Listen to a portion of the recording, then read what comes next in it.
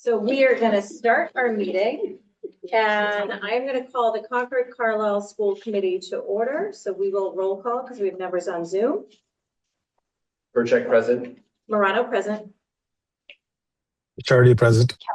Oh, sorry. I went a bit above you. Sorry. Kelleher, Morano, Charity's present. I can't do alphabetical order. Watterson present.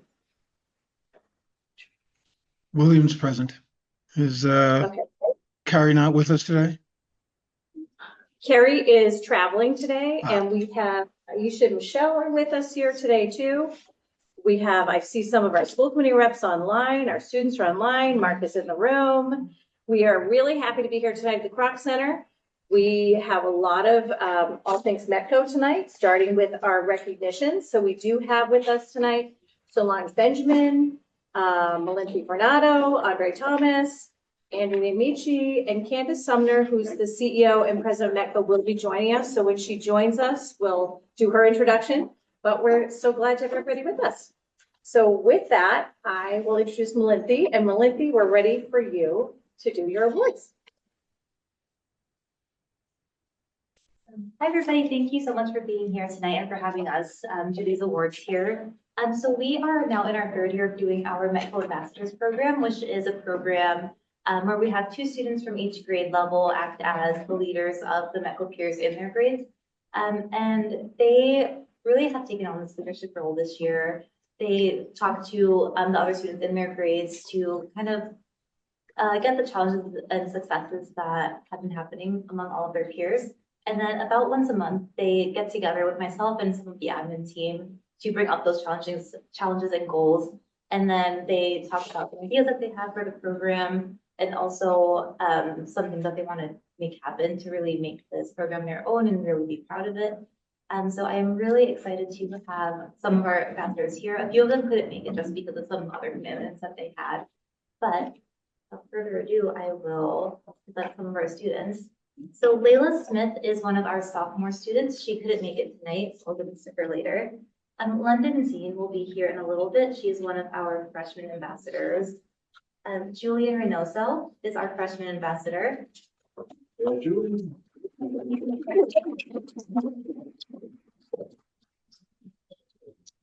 Julian, don't go far. We're going to want a picture. Oh, okay. Yeah. Jayla Vieira is one of our sophomore ambassadors. Mark Johnson is our junior ambassador.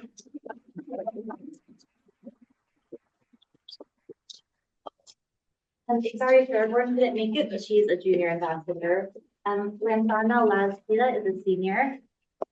He's our senior ambassador, and then Zion Atkinson is also one of our senior ambassadors. So I will give these to them.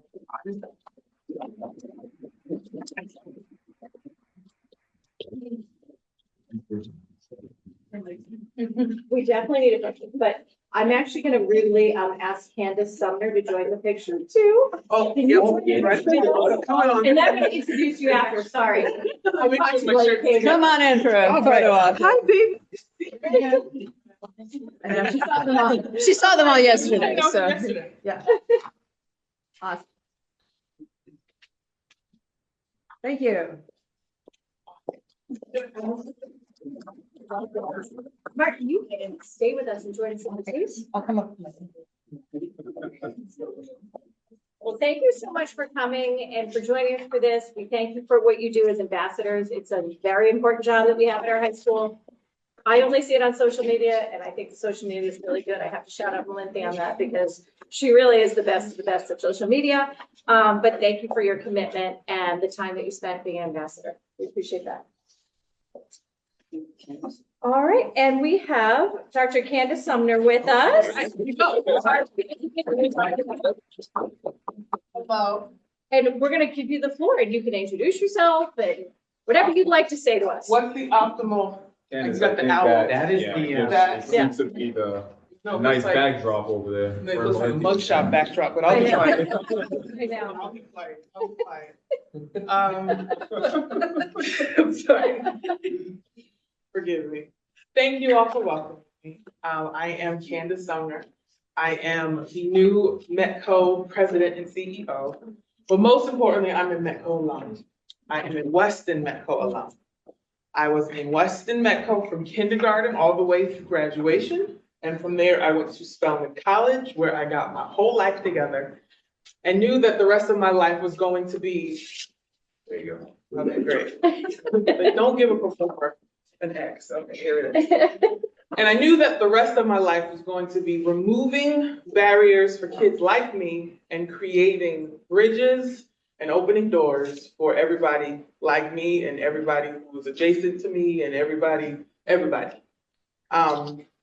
My entire career has been about either being what I needed or creating what I needed. Once I came back to Boston from Atlanta, Georgia, I was which is why I'm a little late because I ran into one of my kids outside. You're 30? What is happening? Is being what I needed when I was you guys. Whether I was teaching at Tech Boston Academy or leading Charlestown High School or Fenway High School or running the Legacy Scholars Program at Newton North. My TED Talk launched me into national keynote speaker, whatever that happened. And I kind of became flexing my muscles when it came to anti-racism, equity, and expanding access for all kids. And 10 years ago, when the idea that Metco was going to be run by someone not Jean McGuire, I was like, what? But if that ever happens again, I got to put my name in the room. And it happened. I put my name in the room, and I laughed because I was 6 months pregnant at the time. So I was like, you're funny. Like, this is wonderfully inconvenient timing. But clearly, I'm supposed to be doing it. And here I am. I'm very grateful to be on this journey.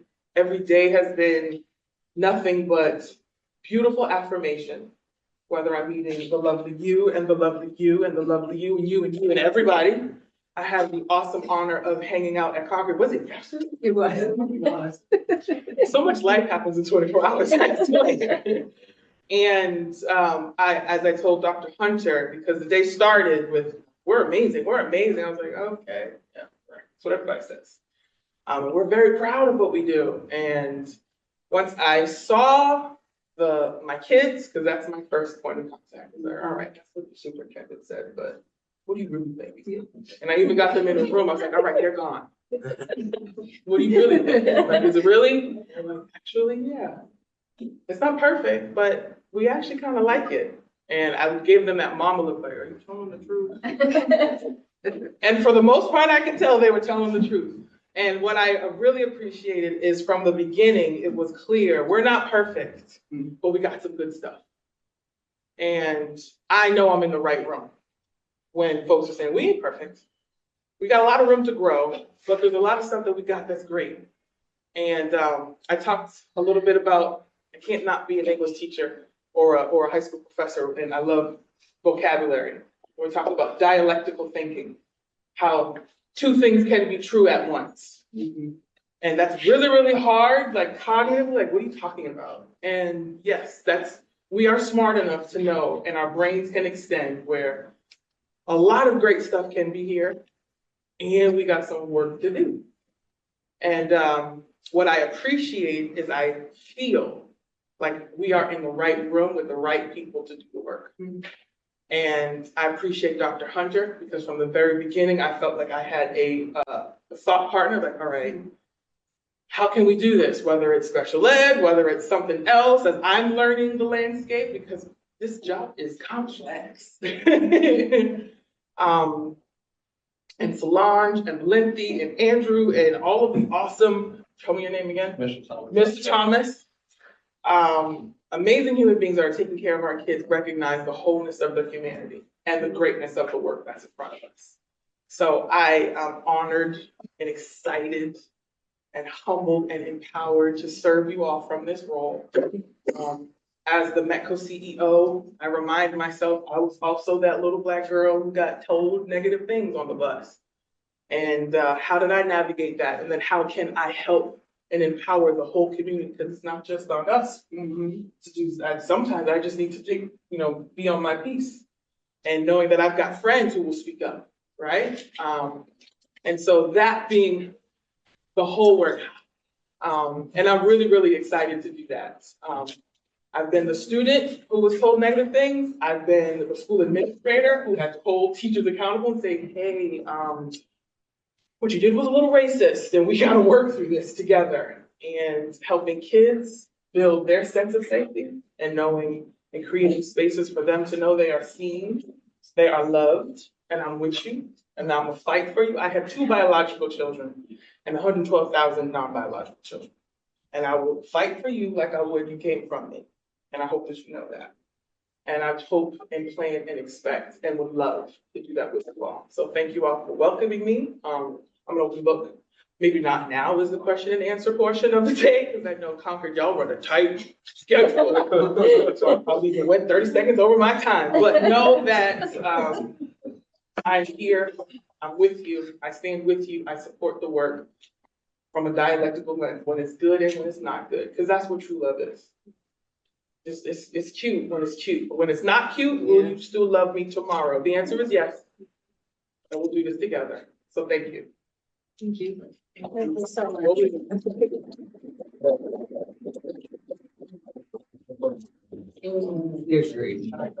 All right. I think we have one more student that came in, Judy. She's one of our freshmen. Okay, welcome. Can we just take, and Mom, how are you? Can we take one picture, Candace? Can you take a picture with the entire school committee too? You got it. All right, come in, come in. Let's do it. I'm All right. today. Let's see. Can I take a picture for us? Drew, can you take a picture? Sink my seat. Yes, yes. Let's actually do the whole room. Can we do the whole room? Yeah, we need you guys in it. Yeah. All right, everybody in. Everybody get out. Take the whole picture. Everybody in. Everybody. I'll do a couple of everything.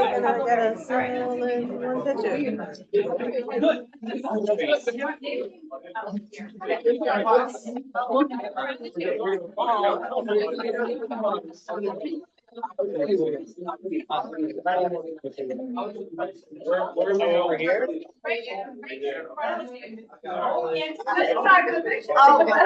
Where are we going? Right there. Over there. Right Right there? Everybody in. Everybody in. Yep, Everybody in. everybody in. Everybody in. Real quick.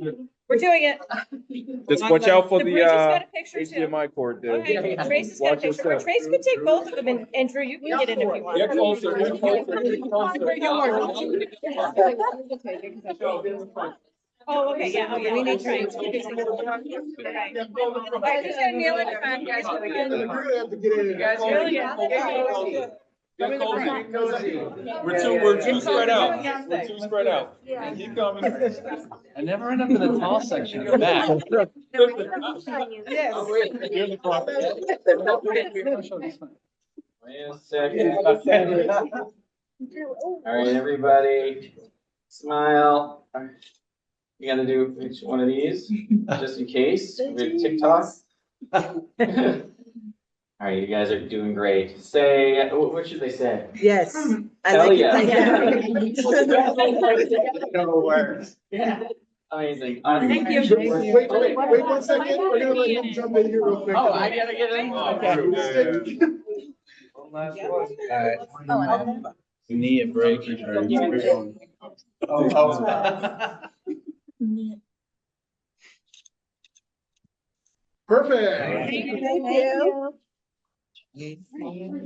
Perfect. You got some text messages? Buzzing. Yes, you did. You're amazing with it. Okay. And if anybody comes in, you have permission to like stand up and interrupt. Okay, we have one more award recipient. Go ahead. We have London and Dean. She's one of our freshman Metro ambassadors. Thank you.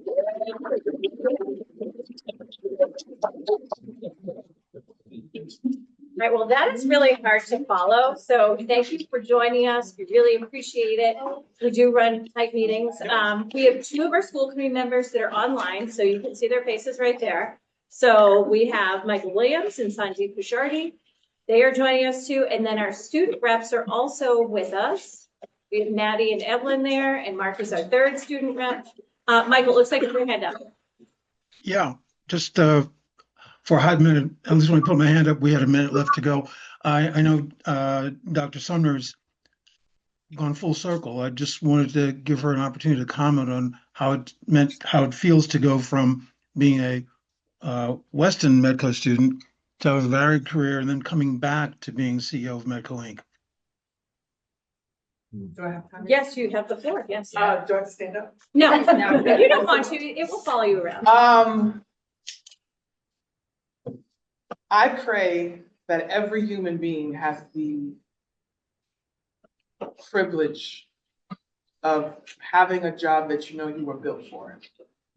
And that every life experience, and I'm especially speaking to my babies, because you asked me this yesterday, you were like, what prepared you to be CEO? And I was like, every single experience I had as a Medco kid.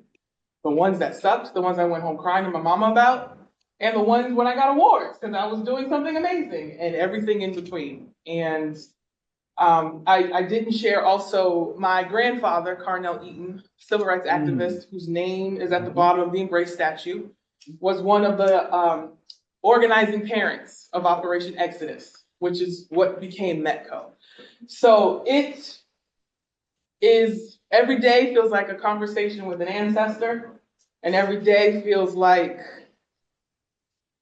I'm built for this, and I'm so grateful and humbled and honored to serve what I feel like is my calling. And knowing that I'm doing exactly what I believe I needed when I was y'all's age. And I try not to cry every day. And some days I do, but not in front of people, just in my car, just at the beauty of the moment.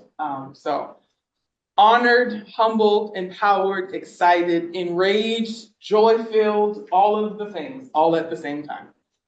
You know, what's that movie? All things everywhere, all at once in every direction. That every day times about 1,000, but it's all mostly good. So thanks for the question. Thank you so much. Yep, thank you so much. Thank you for joining us. Welcome to our team. I, of course, think that we're the best of the best in Concord, Carlisle, and Boston. So I hope you think the same, but we'll be our best. So thank you. All right. So without further ado, we're going to go to the superintendent's and chairs update. Lori, want to start with you? Yeah, and I actually am going to pivot the floor tonight to have Andrew Nemici do an update on a session that happened last week at the high school with the leaders of all of our affinity groups, Black Student Union, I will not name them all, I'll forget some, Black Student Union, Jewish Student Union, Spectrum, Unified Sports, on, and it really was a special meeting that gave us a lot of hope, and really proud of where our students are at and some of the visions they were setting. So I'm going to turn that over to Andrew for my report tonight, just because I think it's really important. He was there firsthand and I want to capture that. Absolutely. Thank you, Dr. Hunter. So last Tuesday, February 24th, sort of as part of our Challenge Success Initiative, we convened about 11 of our high school affinity groups, really start to sort of deepen partnerships, collaboration, strengthen the relationships among all those groups. And, the work really started because, the students 2 years ago, we administered a survey through the Challenge Success work that we do, in addition to the panorama surveys that we administer every year. And that data revealed that particularly many of our subgroups of students, especially students who identify with the LGBTQ plus community, did not feel a sense of belonging, a sense of connectedness within the CCH's community.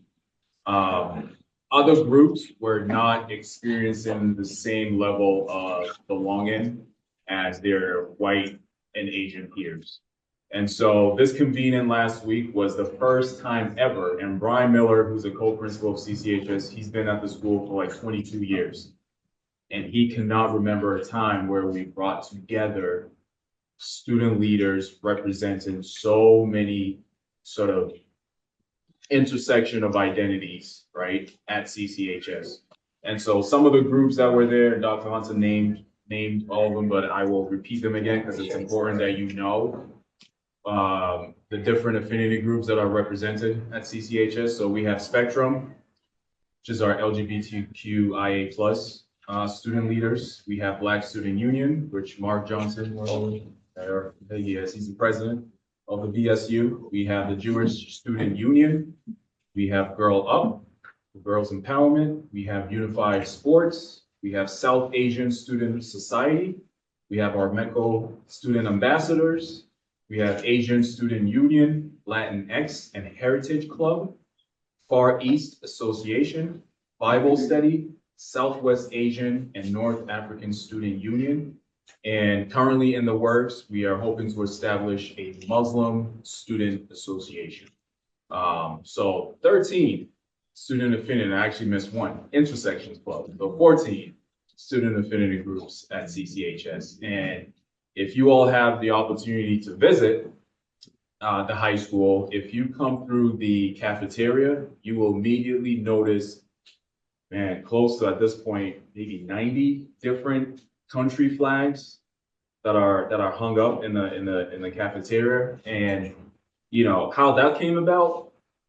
5, maybe 6 years ago, the Intersections Club actually conducted a survey of their students at CCHS, and to this day, over 100 nationalities are represented at Concord Carlisle High School. Okay, and we're still ordering flags to this day, right? We're running out of space, so we got to figure out another location to place those flags. But it's amazing how much diversity is in Concord. Concord is not all white. I say that all the time. Student population is changing. We are nearing 30% students of color in our district. When I started, and Laura, you say this all the time. I mean, and that's a very short time, 9 years, right? And we've seen that change. And so Concord is changing, and a lot of the work that we do in terms of diversity, equity, inclusion, and belonging is focused on making sure all of our students of color, students with disabilities, our low socioeconomic status students, right? Our multiracial students, our Black students, our Hispanic Latinx students, all of our students that enrich the diversity in Concord, feel seen, feel heard, feel supported, feel valued. And that's the work. That's the work we do every day. So I continue to be grateful to lead this work in Concord. I came to Concord because of this work. And every day is a new challenge, and I'm just incredibly grateful that this work is so deeply intertwined with not only the work we do in the schools, but in the history of Concord, which I challenge every single one of you to really look into and read about the history of Concord. It will definitely provide you a new sort of insight into why this work is important, why anti-racist work has always been in Concord. So I'll leave it at that. Thank you. All right, Andrew, your tough act to follow too. I don't really have any updates. The only update I will give, just because I want to be very brief, was last night was the Multicultural Fest at the high school. I know a lot of you were there.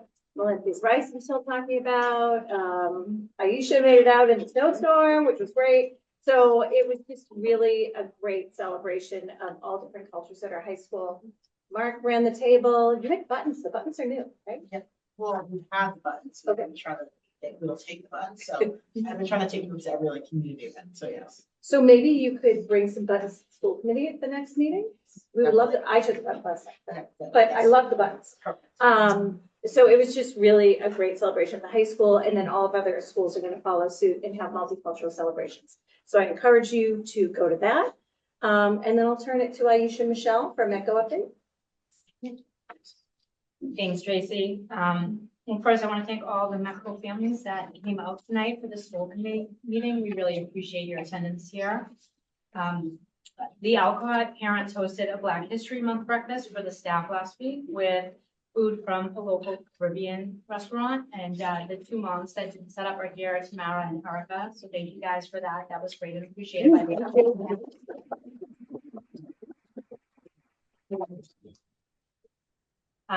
All right, and two MECO reps have been assigned to the Alcott PTG. I think there's been some trouble with getting response back from the PTG, but the progress has started. Erica is also one of those reps, so don't throw it under the bus, Erica. Thank you for all your service. Next week, we are having the MECO Friends and Family event at the Discovery Museum in Acton. So that's through the Family and Friends program. So I think that's all I have for K-8 updates. So one of the updates and concerns, yesterday at the multicultural nights, a couple of people have brought up that it seems like our MECO numbers are down. And if, possible, what's the process to get it so we can accept students at different grades? Because right now we just do kindergarten, and by the time it's the high school, middle school and high school age, the numbers kind of dwindle. And, we want a strong Concord MECO program. So I think that's one of the things that we should work on as far as just to create that, if the numbers are up, then we'll have a stronger sense of belonging and more inclusive environment. And just in the short time that someone's been taken over MECO, it's exciting to see like the great direction that it's going in. Being an alum, her knowing what it is to be a MECO student, what it is to be a MECO graduate, I think is important. We have such a unique, so unique. I was a student at Concord Carlisle, so it is important. I love Concord. I love my experience here. So I'm excited to see what's to come.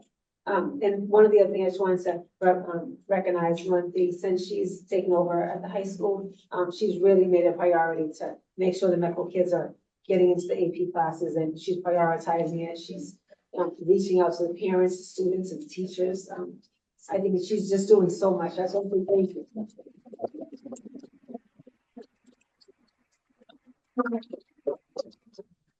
And that's all from high school. Mark's going to cover everything else. All right. Did you have any other students, Lynn? You just let me know. Okay, good. All right. So I will turn over to our CCHS reps. So we have Marcus with us, and then online, I think we have Maddie and Evelyn are together. So I'll let you guys do your thing. Hi, hello. Hi. We're just gonna share our screen really quick, or see if we can. Oh no. Well, I have to give a shout out to our student reps. They've been coming in person to all of our meetings, so thank you for doing that. It's really awesome. And I know that you're not here tonight, but I know you want it to be. Oh no. I don't think I'm able to share my screen. Dr. Hunter, we shared it with you if you might be able to. That'd be great. Thank you.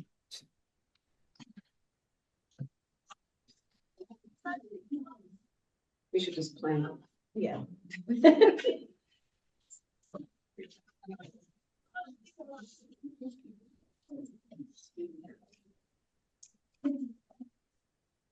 Oh, perfect. Okay. I'll It start. will go into slideshow mode here. Okay, that's fine. That's perfectly fine. Thank you. Okay. So, hi everybody. The first thing that we're going to talk about from recently, the CC Alpine team, we had our state championship at Wachusett last Wednesday. It was supposed to be on Tuesday, but then snow pushed it to Wednesday. And instead of having to be far out in Western Mass, we got to be at Wachusett, which is kind of one of our home mountains, which is really nice.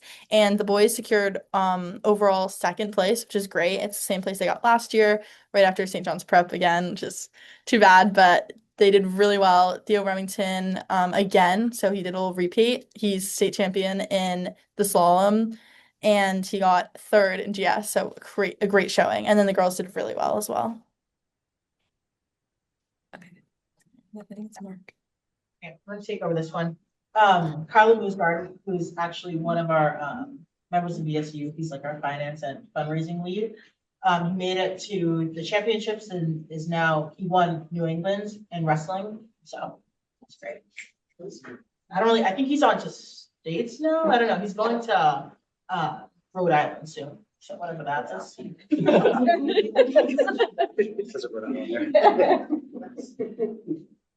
And then yesterday, I'm sure you all know this, we had our incredible multicultural food fest, which I think is every single CC student and their families. It's just such a special night for everyone.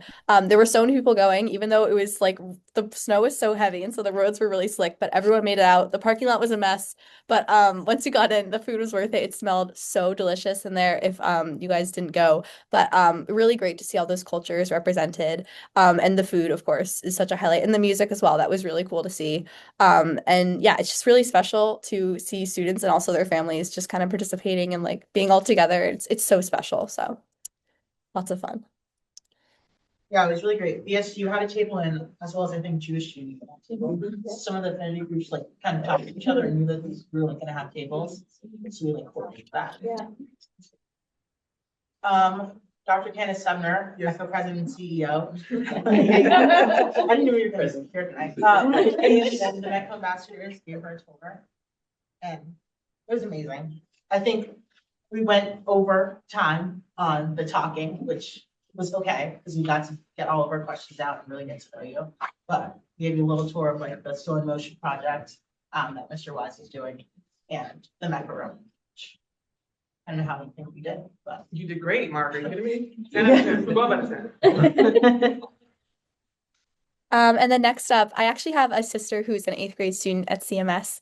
And so she participated in the MVP training that happened yesterday, actually at CC by the CC MVP, Mentors in Violence Prevention Club, which was really great. And so that was a whole day long program. I know CC students got to miss their classes that day and instead spend the whole time running workshops and leading breakout discussion groups with those select kids. I think there was just a really small group of, I think like 20 or 25 CMS kids. And that was really great. And my sister loved it, and I know her friends all loved it, and I think it's really a great opportunity that the school is now providing middle schoolers to get engaged and also to get a sense of what it means to be a part of MVP and also, you know, the general advocacy, but that's something that they can join once they're at CC in their sophomore year and take that training. So really great to see that, and I know students really enjoyed that. So yes. And then also next up, I think the past like we had 2 weeks in a row. So I'm a part of the Science Olympiad Club. Unfortunately, I haven't been able to participate in tournaments, but our team's been super duper successful. We actually have states coming up this weekend, which is very exciting. We were supposed to go to the Dartmouth tournament, which famously last year almost got snowed out, but then we won first place, and that's when we came in and we had a recognition last year, which was really great. But this year, yeah, that got snowed out. So we went to Harvard's tournament, and we got 9th overall, which was a boost of, I think, 4 places from last year, or maybe even 5. I think we were 15th last year. So really great improvement. And then we also went to the UMass tournament and we came in 6th place overall. So we medaled 4 times in different events for both of those tournaments. And so that was really great. So yes. Okay, and then on to things that are happening currently at CCHS and in the community. Boys hockey, last Saturday, they beat Woburn in, I think, 2-1, and it was a big game, and they weren't supposed to win. The Woburn team was 5th, I think, and then the boys might have been 11th or 14th, I believe. So it was a great time. They're the underdogs and they came in. So now they're going to go and play in the quarterfinals of the MIAA state playoffs. And I think that's going to be happening tomorrow. So that's super exciting for the team and the school.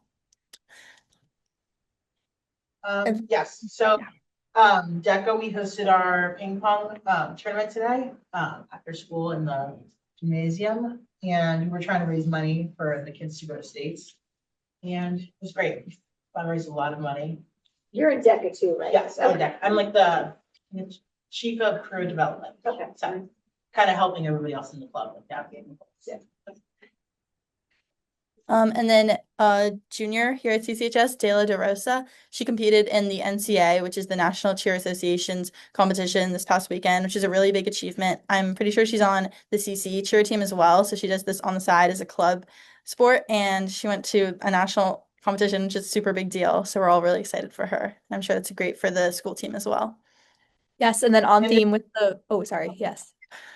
I wanted to add also Dela is in my math class, and she joined from FaceTime to listen to math, so she didn't miss any events. And she was in Houston, by the way, for NCA, because I might know a little bit about you. Sorry. Yes, and then on theme before with Multicultural Food Fest is that it's World Language Week at CC. It's really special. We'll come in at the start of the day. It's 8 in the morning. All of a sudden, you'll hear a French pop song blasting out over the speakers and in between the passing times. So each day we're listening to different music. And then throughout the school on the televisions, we have different slideshows prompting, student teachers like experiences with languages and also like just student testimonies if they've, gone on to study languages in college and beyond, and the experience and the importance of learning languages, which I think is just so cool that we have this opportunity to share that. And I took 2 languages at CC for the past 3 years. This year I had to stop, but just languages have a special part of my heart, and so I just think it's really special that CC is taking the time to go and talk about that and make sure that students really love what they do and take the time to learn a language, because that means a lot about cultural inclusivity, and it's just also really fun, and you can go to a different place and speak a different language. So I think everyone's been enjoying that this week. Definitely. And moving on to our upcoming events. So spring sports should be starting up in a couple of weeks. I'm pretty sure a lot of teams will be having tryouts around the middle of March. So that'll be a good thing to look out for. And then also there's been some captains practices and some preseason things going. I saw the boys lacrosse team doing sprints up that hill by Memorial Field, and then in the school as well. So it seems pretty brutal, but it's definitely going to show up in their games. So that's great. And then I don't think, Mark, do you want to cover this last one? Yes, SAT on Friday. Thanks to Melinthi, I feel super prepared. She sent a few emails, maybe a few, talking about Metco's course, and it's every Saturday for, I think, what was it, 7 weeks? And then we did 5 hours practice a day. So feeling super prepared. So thank you. And everybody else is going to take it. We've been doing a lot of, they had Open Door in action, which is like a tutoring place, and they held sessions after school, and I think it was like hundreds of kids going. So I think everybody's feeling pretty confident. Doesn't feel like a lot of stress in school. And it's during the school day at the high school. Yeah, which is huge. amazing. Amazing. Other schools do not have that. I was going to my MECO program, they all had to take on Saturday, and they're like figuring out how they're gonna get there and take less. Yeah. So it's great to have it in school. And sometimes the school laptops don't work in other schools, Yes. so it's good that we have it in our high school. All right, well, thank you guys again for like another awesome update. As the room can see, we have great students and we have lots of different programming. And I love you guys always report on whether it's, sports, the musical, debate team, DECA, like you give us a little bit of everything. So I feel like we have a good insight into the high school. So thank you. All right. Thank you guys. Thank you. All right. Bye. You can clap first. Okay,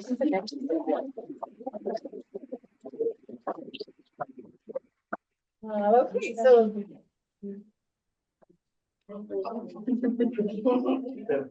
Okay. So next up, we have our consent agenda. The only thing is the warrants. So does anyone want to pull any of the warrants off? So I'd entertain a motion to. I move to approve the March 4th, 2026 consent agenda. Second. Okay. And roll call. Check aye. Keller, aye. Morano, aye. Bishardi, aye. Watterson, aye. Williams, aye. All right. And in terms of correspondence over the past, I would say probably month, we've had about 13 pieces of correspondence. So you have all received all of those and I've responded to all of them. And I will move on to our discussion. So up first, we have our MECTA directors. So we have Solange Benjamin and Melinthi Fernando. They're going to present to us. And it's up to you if you guys want to, if you feel uncomfortable standing, if you want to sit, you could sit at maybe this table. I don't know. You guys decide. However you want to do it.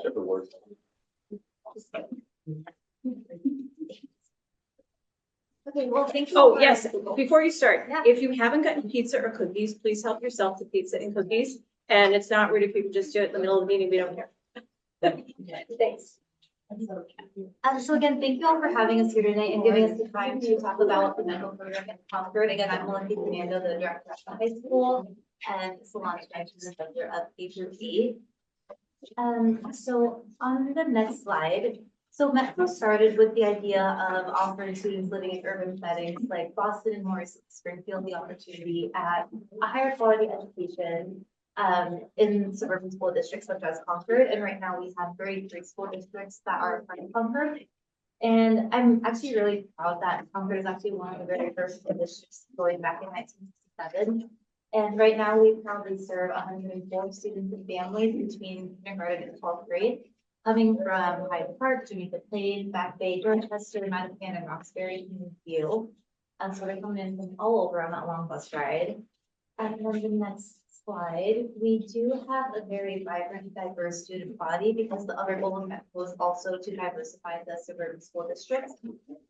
So we have 73 students in the K through 8 cohort and then 31 students in the CCHS cohort, coming from so many different cultural backgrounds like Afro-American, Hispanic, Latinx, Asian, and Indigenous cultures. So they really are very proud to celebrate their cultures at our school and talk about them and teach other students and staff about each of their cultures. And the next slide, thank you. And so, as mentioned earlier, one of my main goals was to really get our students into honors and AP classes. And right now we have 51 instances of students in honors classes and 7 instances of students in AP classes. And these numbers, it could be one student taking multiple honors and AP classes as well. But the other part of that is not just them being in these higher level classes, but also making sure that they have the support necessary to succeed in these classes. So I work with our METCO academic liaison, Chris Skinner, every week. We look through each student's grades just to make sure that they're on track, that if they start falling behind, that we get them the support that they need. And then also, I don't know if all of my kids have noticed, but we've been in your classrooms. We've done classroom observations with all of our students just to see how they've been participating in classes, how they've been engaging, and seeing like the dynamic between them and the other students and their classwork and teachers, all of that, just so we have a really well-rounded view of what's been going on with all of our kids.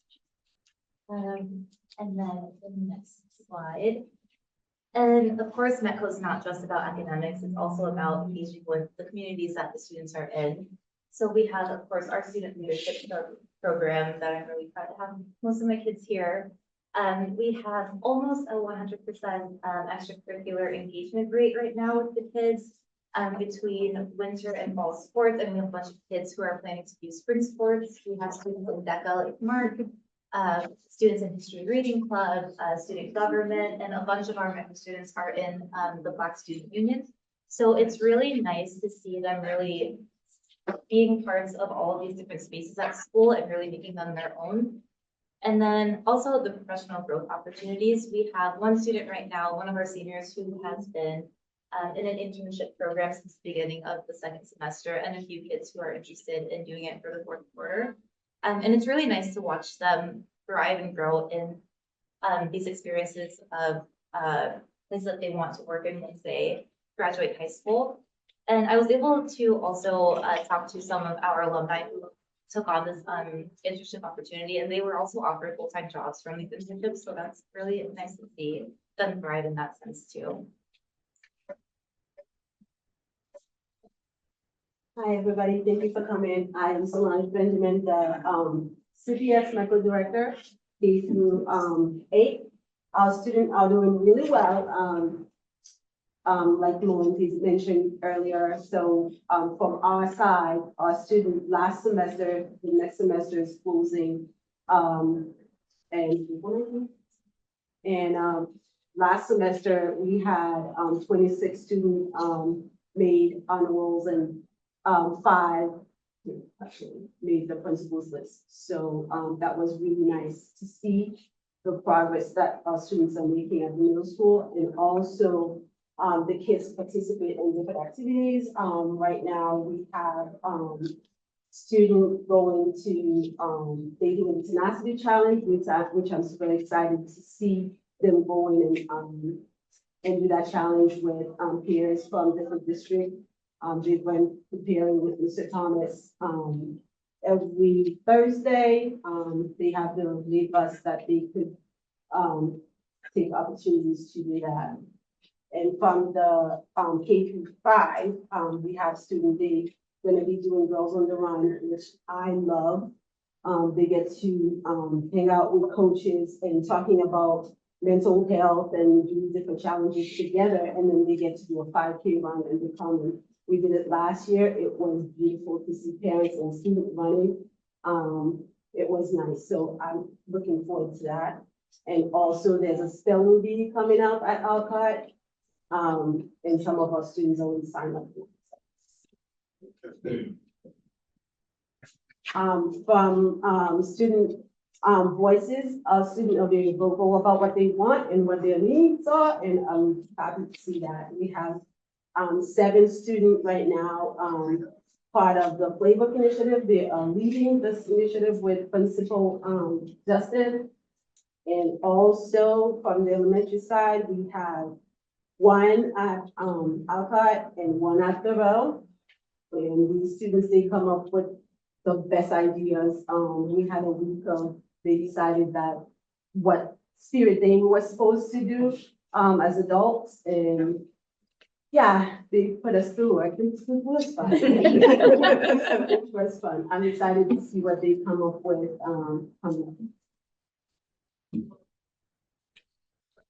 Right, so what I see the beauty of METCO being is that it offers students a chance, of course, at the academics and extracurriculars, but also we really strive to make sure our students have as many opportunities as they do after they graduate from CC. So they have that autonomy of choice for once they graduate. And right now I'm really happy to say that all of our 8 METCO seniors have at least a few college acceptances with varying degrees of scholarships from in-state, out-of-state, public and private schools. We also have a few seniors who applied to HBCUs. Some acceptances are from Morgan State and Coppin State. So that's very exciting. And some of the career pathways that they're looking into to major in. Oh, sorry, can you go to the? I'm sorry, I'm really not meant for this job. Some of the things that they were interested in pursuing in college are things like business marketing, nursing, engineering, graphic design and art, economics, psychology, and sociology. And I was able to get in touch with some of our alumni, and they're doing really well in college right now, especially the ones that I was closest to the past 3 years. It's just really nice to watch them really thrive in a school setting, in a college setting. If you could go back to the last one, please. This one, is this the right The one? one before, the one before. This one, got it. Oh, yes, this one. So we are sending 9 5th grader to CMS. They look ready, they seem ready. They somewhat confident. I look forward to the tour. My biggest wish is that we could do a shadow day. I'm saying it here so everyone else can hear my thoughts. I wish that we could do a shadow day where we could send our 5th graders to CMS for at least a half a day to be paired with a 6th grader to see what the schedule looked like, what it's like to go up and down the stairs, figure out your schedule, your location, get familiar with the building, because I find this year a lot of our 6th graders were kind of nervous. It was a big experience, especially the CMS building, the new building. It's huge. I get lost still in that building sometimes. In the beginning of the year, it was a little bit challenging for the students, and also to the independence piece for students who are in programming when they're in elementary school. Some of them, they have one-on-one support. They always have an adult with them, and in the middle school, it's lesson. So these kids would benefit from having a day that they shadow with students at CMS to help them ease into the transition in the fall. And we have 9 8th graders going to CCHS with Melindy, and I am very confident that they will be okay. And we are meeting with 8th graders' parents now, and we're planning to schedule those to start talking about what that's going to look like for them from the next side. Now, it's already happened. That's life. Am I getting? That's fine. And one of my favorite things, Michelle kind of touched a little bit on that, is how parents now, they are taking the lead and supporting us, and it's making it so much easier when we have those support. We have Tamara here who, created this beautiful mural for us for Black History Month. That was the second time she did last year and this year, and she surprises me every time she does it. And it's still there, by the way, because we love it so much. We kind of like, I was gonna take it down today and somebody looked at me sideways. So hopefully, we'll be able to take it down without incident. And also they got together, there's a group chat going on. And the nation came together and they closed February with a beautiful lunch for staff. That was amazing. And also they donated books for the library that was written by Black authors. And also they donated funds to the Alcott PTG. And we do have two MECO reps from each of our buildings, which is amazing because we've been talking about MECO parents having a voice in the decisions that the PTGs are making, especially with dates of activities, because sometimes they would schedule things at 5 o'clock, which is too close to the time of the bus stop. So the students would be getting off the bus, getting back to Concord. It's difficult. Some activities needed to be done on Wednesdays because the kids get out of school earlier. So parents can get them to back to Concord. And also now, we thank you, Dr. Hunter, for approving this. She approved that we can have staff helping us hosting kids to stay when we have events like this. But they mostly sometimes volunteer with me to stay with the student until their parents get to Concord. So I do thank the parents for all the work that we are doing and also giving their time to support us. The last one is so how we close Black History Month. We had a beautiful presentation at the middle school. They had a short film about Helen Garrison, which is the name of the person the building is named after. And also we had one of our 7th grader, Jai, who is one of the playbook leaders. She was there. She had questions for them, which was nice to see that, you know, they are acknowledging Black history in Concord and also allowing our kids to have a say in, you know, in their experience as well as Black and brown students. And also we had the lunch, and thank you for that one. Let's move on to the next. Oh, and also, can I just add, our BSU, I don't know where Mark went, but, oh, yeah, our BSU celebrated Black History Month with the BSUs from Acton, Foxborough, and Wakefield. They got together one afternoon to celebrate community. They did a Kahoot together. They gave a tour of the school, so it was really nice to see. We had almost 40 kids, I want to say. Yeah, and we're still texting with them. They were gonna come to the multicultural group festival, okay? But because of the snow. Yeah, so it's really all about celebrating friendships, creating those connections, celebrating histories together. And also, I want to thank the families.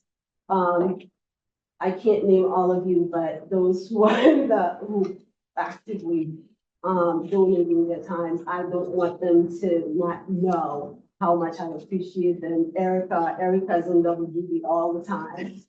Tomorrow, her and Michelle are my go-to people. Sometimes I have to tell myself I call them too much because they're the mobilizers. And we have Tanika, who's been leading the MECO Family Friends for over a decade. She's still doing it, although she didn't have kids at the CMS building, she's still leading it. Finally, next year, her daughter's moving up. I appreciate you guys so much for all you do, and Kendra, who she's new. She has a kindergarten student this year, and she was the first person to reach out to say, yes, I want to be a MECO rep for the PTG. And lastly, it's not a parent, it's a student, Kaylin, who is here. Stand up so everybody can.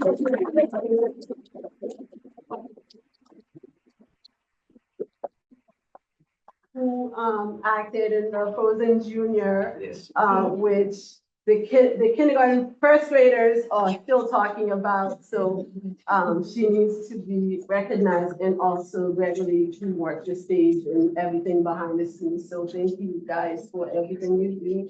Thank you for listening to us.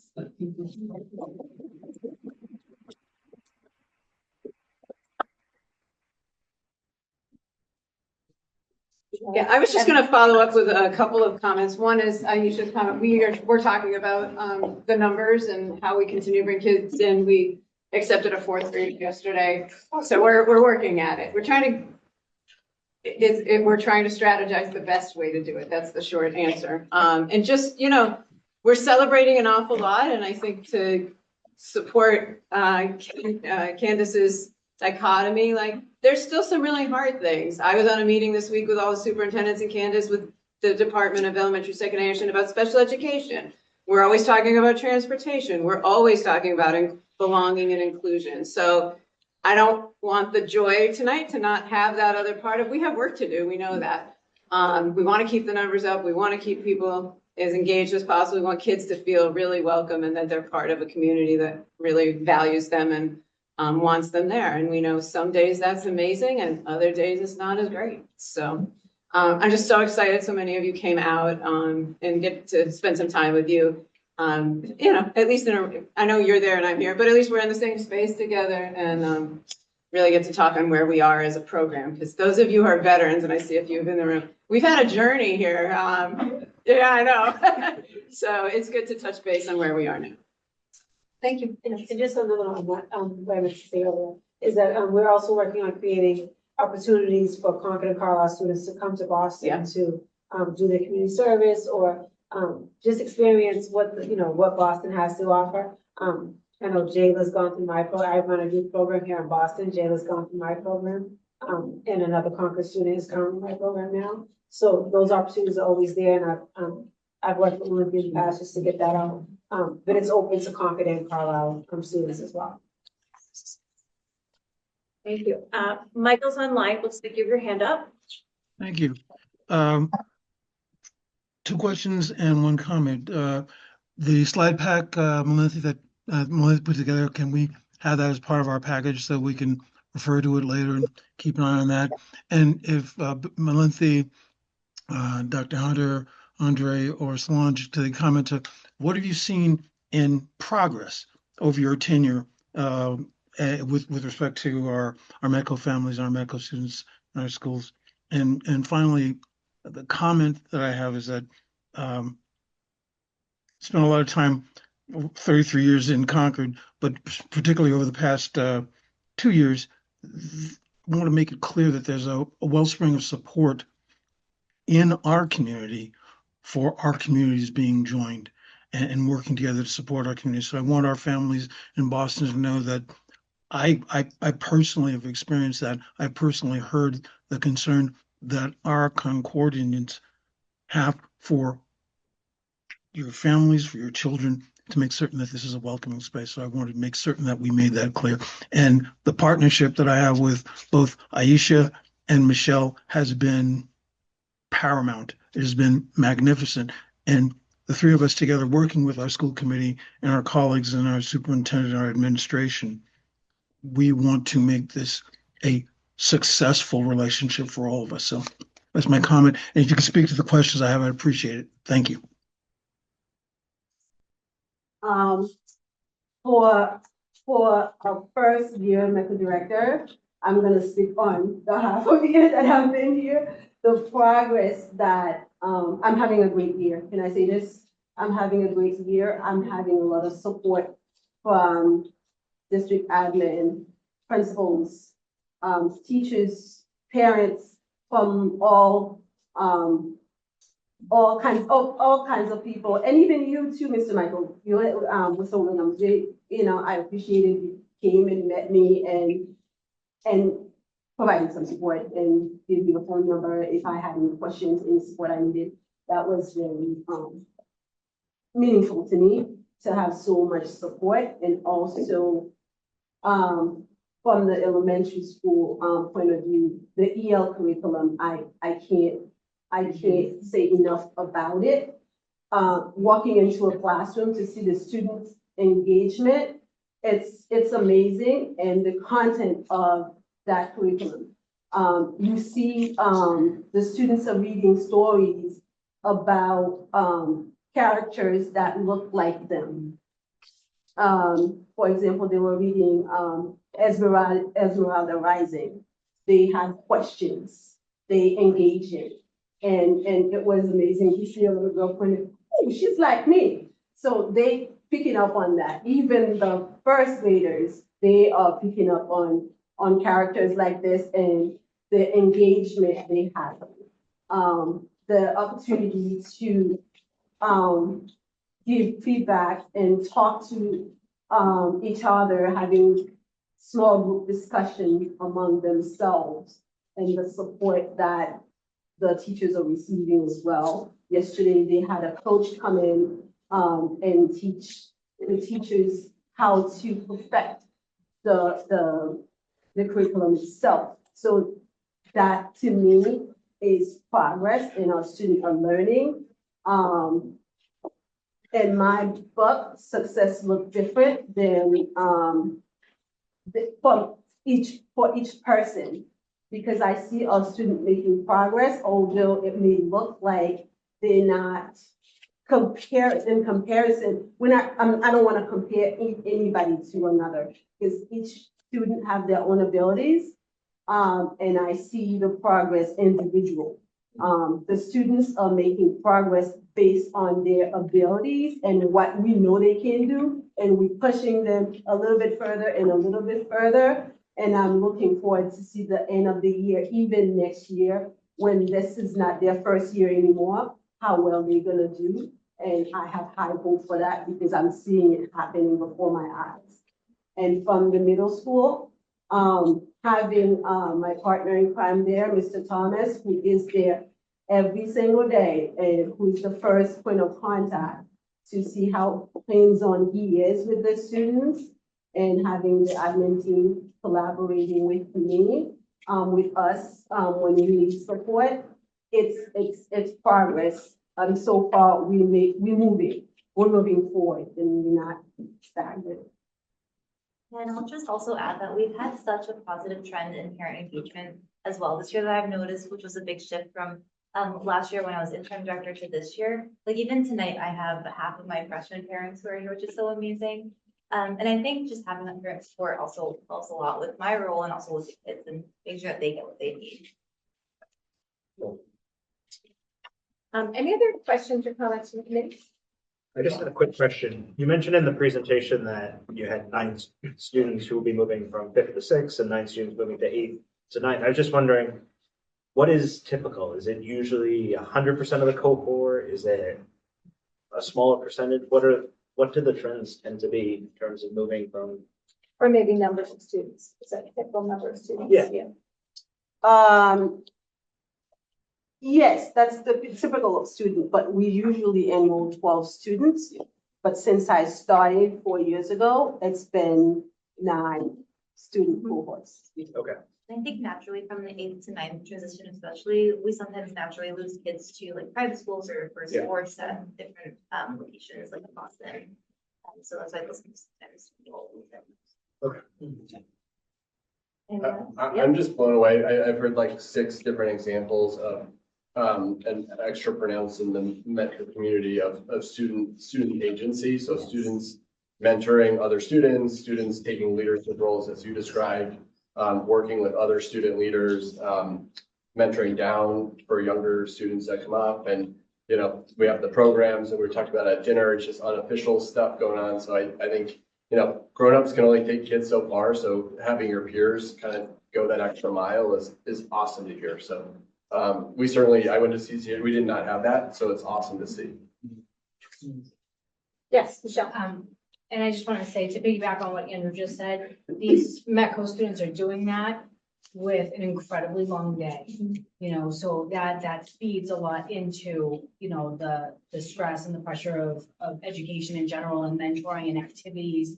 I mean, these kids are superstars, and then to be being honored and given awards is such a huge accomplishment, because it is no easy feat for any kid to just go through K through 12, but to do it while you're taking an extra 2.5 hours on a bus every day and, you know, getting home when it's dark out, like that's incredible. So, you know, any kid that got an award tonight should be incredibly proud of themselves. Agreed. So thank you so much for joining us. It really has been great to see the team that's been built here, because I feel like this has been in process for a couple of years now. And I feel like now we have the right team in place here between Concord, Carlisle, and Boston. So I just really appreciate the work that you do. And it does take, you know, it sounds so corny and cheesy to say it takes a village, but it really does. And it's all of us are part of that. So we look forward to your partnership. And certainly if you need anything, if there's any additional resources, we're the place to have it. You have excellent spokesmen over here with Aisha and Michelle. You know, I think about you, Candace, how you started Weston METCO. Weston, their PTO they were the first to have METCO reps on their school committee. We were one of 4 districts, but I don't know if more districts are coming on, but it really has been invaluable having you guys with us. So thank you for all of your support, and thanks to the parents and the kids out there. We couldn't do it without you. And I will say we do have some more business to do our meeting. We're not offended if anybody leaves at any point. You can certainly stay. We've moved our public comment to the end, so I should have said at the beginning of the meeting that the Proc Center closes at 8, which I think everybody knows. So we'll close up at like 10 of 8, just to make sure we get the room reset. So if you have to leave at any point, you may leave. But if you'd like to stay, we'd love to have you. Okay, so thank you. Take pizza. And take pizza with you. Yeah, everybody take pizza. Okay. Yeah.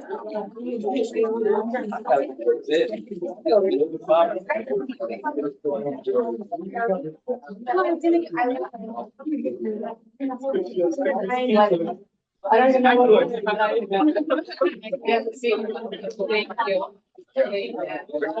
Michelle, you want See you.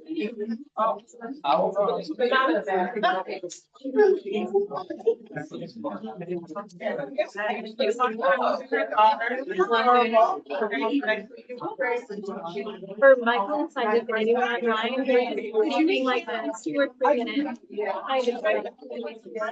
We can hear you, Tracy. There's a lot Too of much noise. crosstalk. Candace, you know what I said, I was better moms.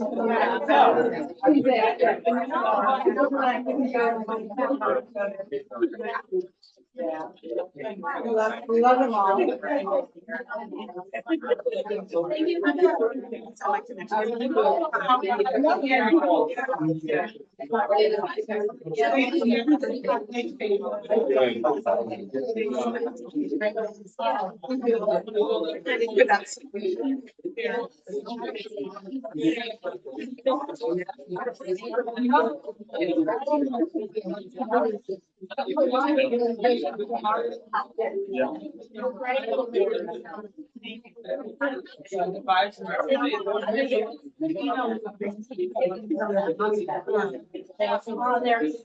How are you?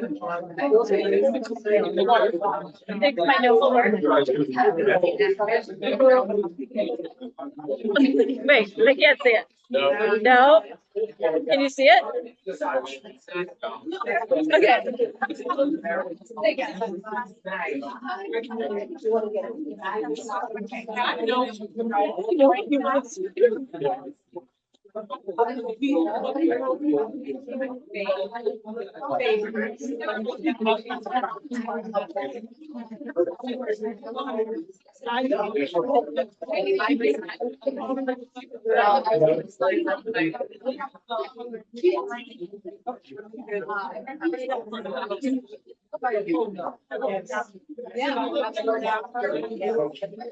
Okay. We grew up together.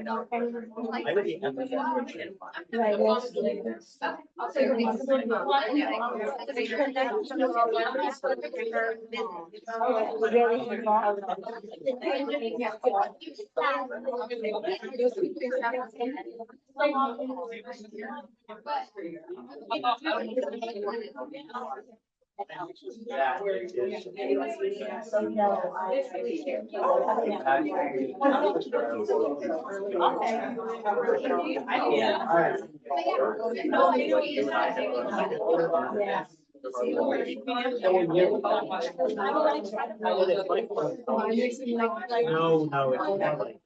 more like, so I go looking for something.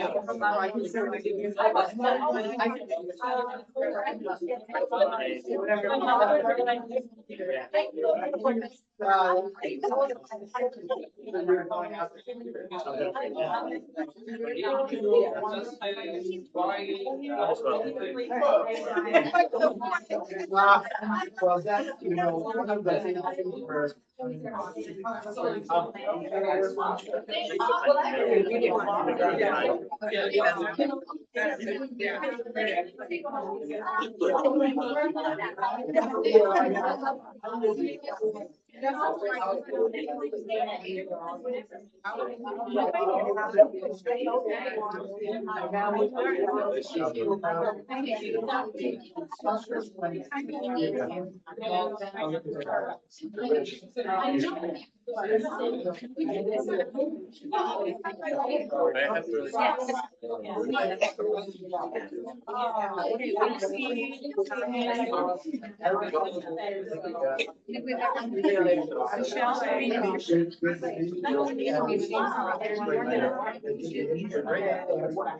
so much.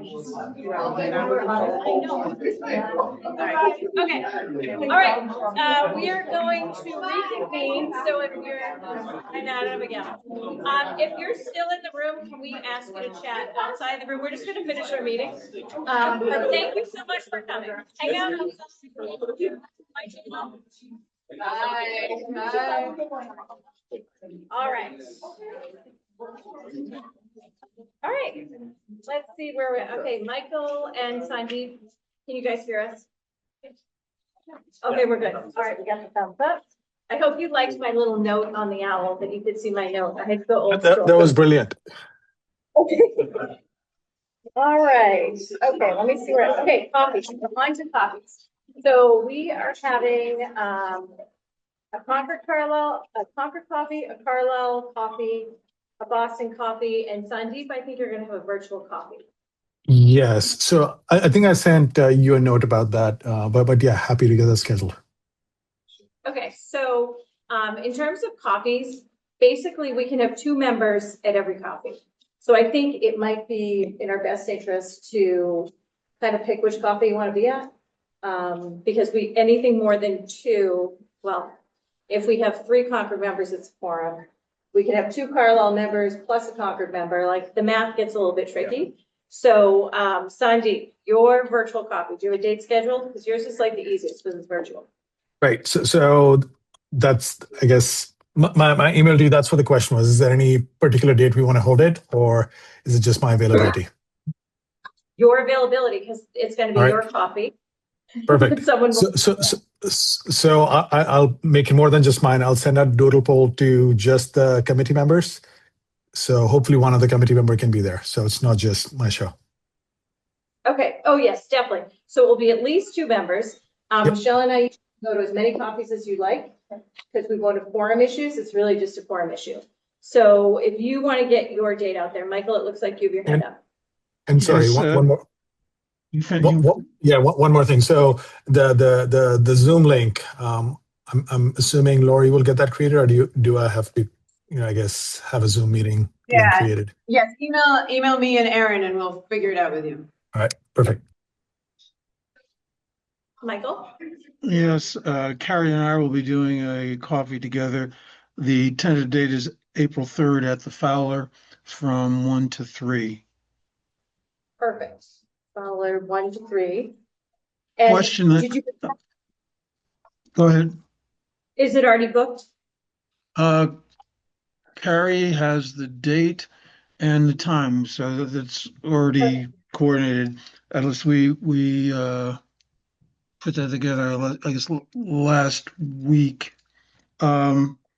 The question I have is, well, this is two-way. Are we going to, in general format, are we going to prepare an agenda of things to start with, or topics that you'd like us to bring to the community in addition to listening to what they want to bring? So typically what we've done at our coffees is just, it's been very open-ended, just generally, what's on people's minds, but I think it might be in our best interest to talk about some things that we've been talking about, like cell phone policy. That could be something, but the trick is, I thought exactly. It's deliberation. So that's the only thing I would just caution. As long as it's not deliberation, I think that you can just leave it pretty much open-ended to items that have been on our agenda, or anything the community is looking to learn more about. Okay, Carlisle. So, because, yeah, do you want to talk Sure, about it? yeah. We are looking at May 6th at Kimball's at 1, maybe 1 to 3, do that same time frame.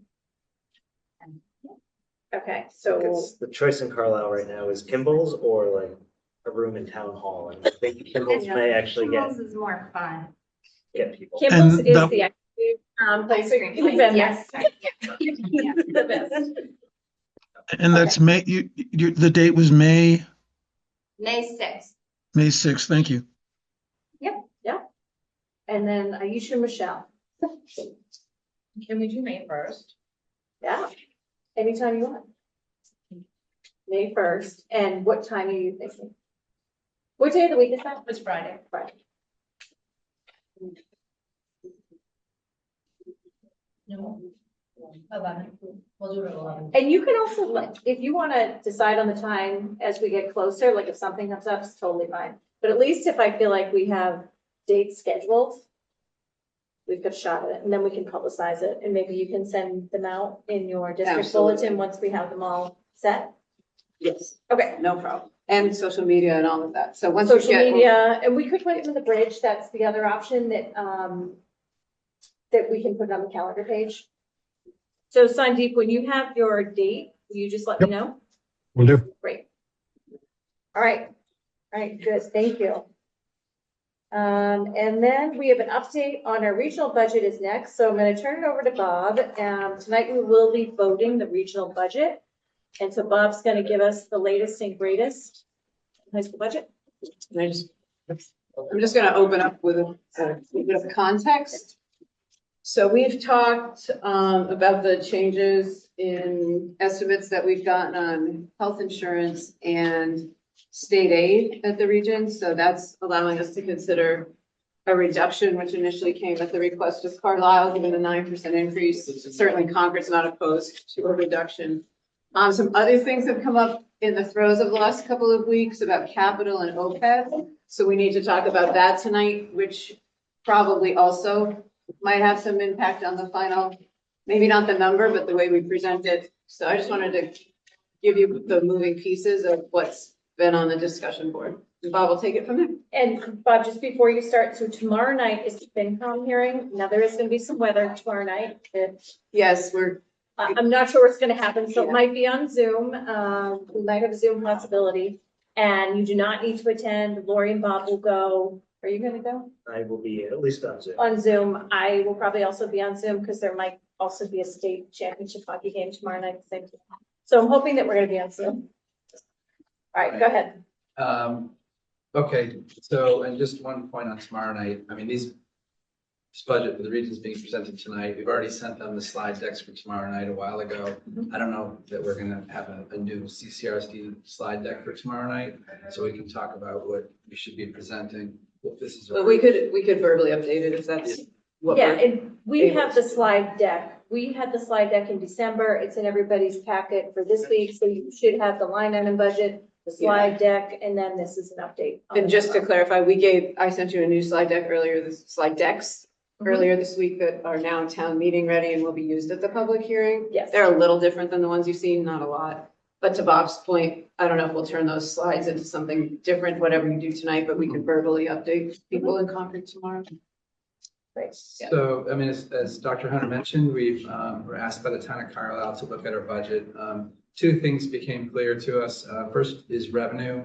We actually build our budget before the state begins its budget process. So the revenue estimates that they come out with in late January, we don't have access to until after we've built our budget. So our first update is to update our revenue budget for CCRSD and just line it up with what the state projections were. It's what's called the governor's budget in the cherry sheet process. So it's kind of a key stage in the state budget process, and we've aligned our revenues with that. In total, it's an increase of 90,265, and the yellow shaded section in the memo highlights what the changes are in the specific lines.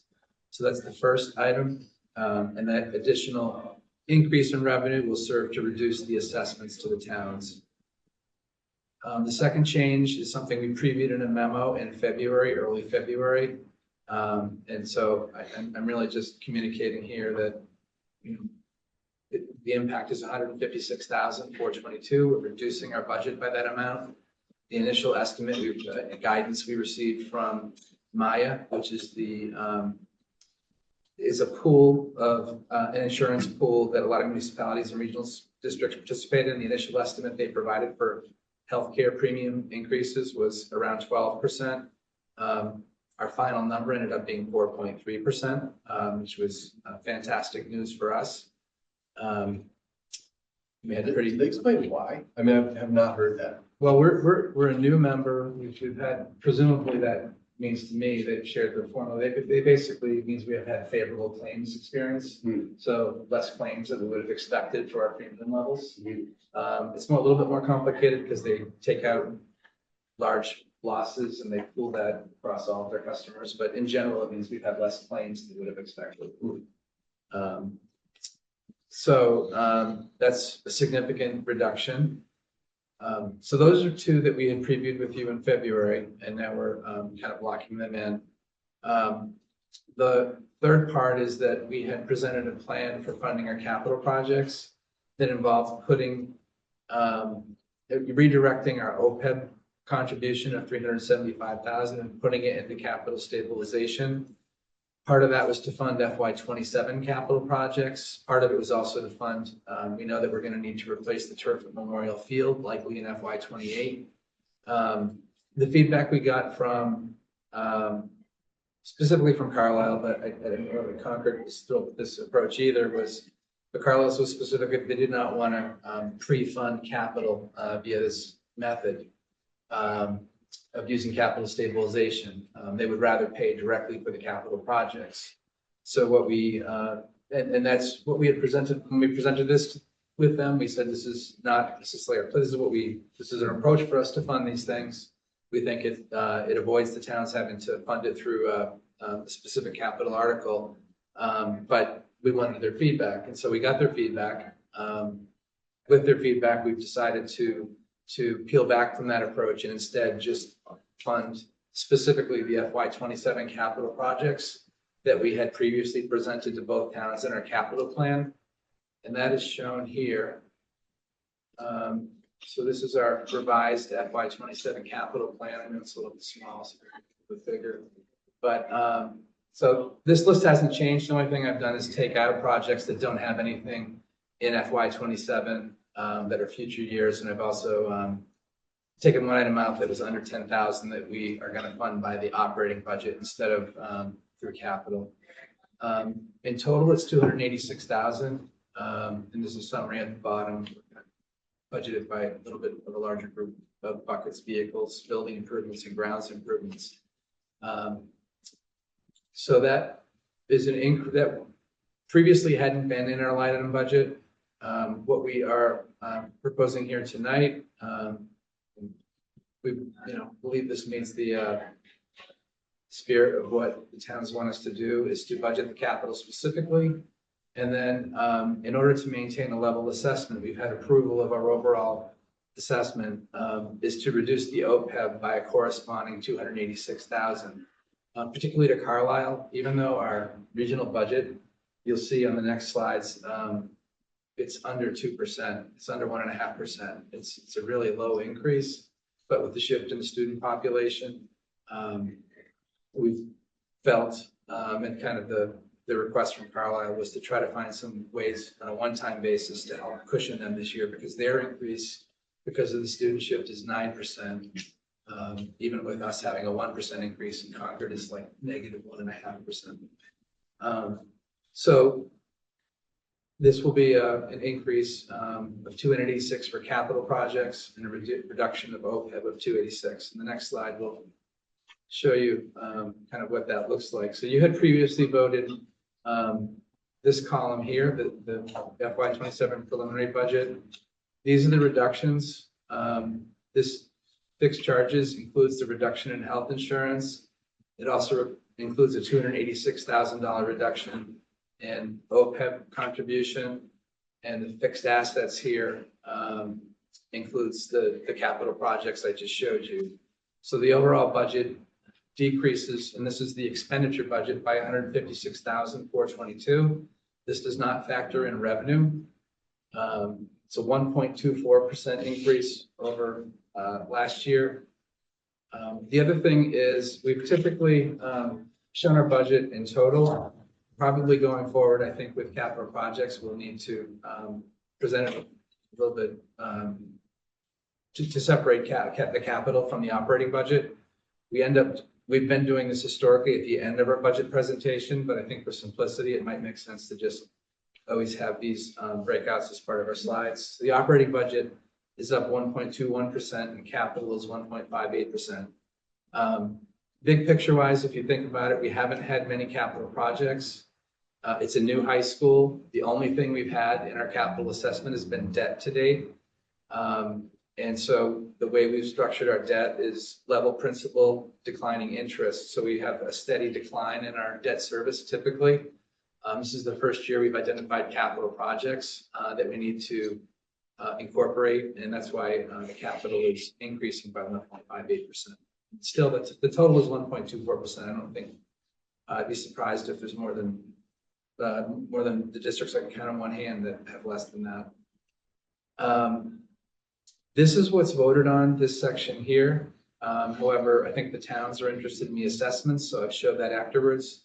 The assessments are a product of the budget in the regional agreement. They're not something you specifically vote on, but this is the budget that we'll ask for a vote on. And then these are the assessments. So these assessments are actually, they show a further reduction than you saw on the previous slides because it factors in the $95,000 increase in revenue, which offsets what the taxpayers need to pay. So the overall assessment increase, total operating and capital together is, well, it's negative 1.47% for Concord. It's 8.62% for Carlisle. And then if we break out operating here, it's the operating, and then on the bottom, you can see capital. Of the capital, of the debt and capital, I've just listed at the bottom what the Concord and Carlisle portions are. In case, I think that might be of interest to the towns. They may fund that through free cash. So a lot of moving parts. There's a lot of detail. The information I shared is the information I think the towns will be looking for, and I wanted to be clear to people, so there's a little bit more detail here. And some of it's repeating things that we've seen before on the healthcare and the revenue, but I just wanted to have all the information in one place. And that's it, unless there's any questions. All right, any questions from Michael or Sandeep online? Any questions? Yes, question. I recall the request, and in fact, I had it in my folder here from Carlisle for the $100,000 consideration, which would be $400,000. Where does that figure into this, or does it? Bob, could you speak to that? I can, I have it in a memo, but I don't know if that's gonna be exact, but I think we came in at approximately a $267,000 reduction to Carlisle. Okay. No, I'm sorry, I No. shouldn't say that, not to Carlisle, 62,000 to Carlisle, 267 towards the 400,000. Okay. That, in order to attain a $100,000 reduction for Carlisle, we would have needed to cut 400,000. 400,000. Yeah. Yeah. Mhm. So we ended up cutting 267, well, not necessarily cutting, the revenues an increase, but 267 is the net reduction of the assessment. And Carlisle's share is $62,067, so they're close. And that was mostly insurance, right? Mostly insurance, well, yeah, 2/3 insurance, 1/3 revenue. Yeah. And Brian Watterson's been liaisoning with Carlisle, so they've been up to date all through this, Michael. Yeah, Obviously, Okay. Brian should talk. Michael, yesterday, Bob, Lori, and I gave the chair of Carlisle FinCom a preview of this because they're meeting actually right now. Mhm. And the Carlisle chair, my take on it was, he was appreciative of the efforts that we made. Also, especially as we relook at how we're handling the capital piece, it was a very positive conversation yesterday. Obviously, we're voting on this tonight. They're having their conversations. I will sync with him as soon as I can later on in this week, but we've had a very open dialogue this budget season.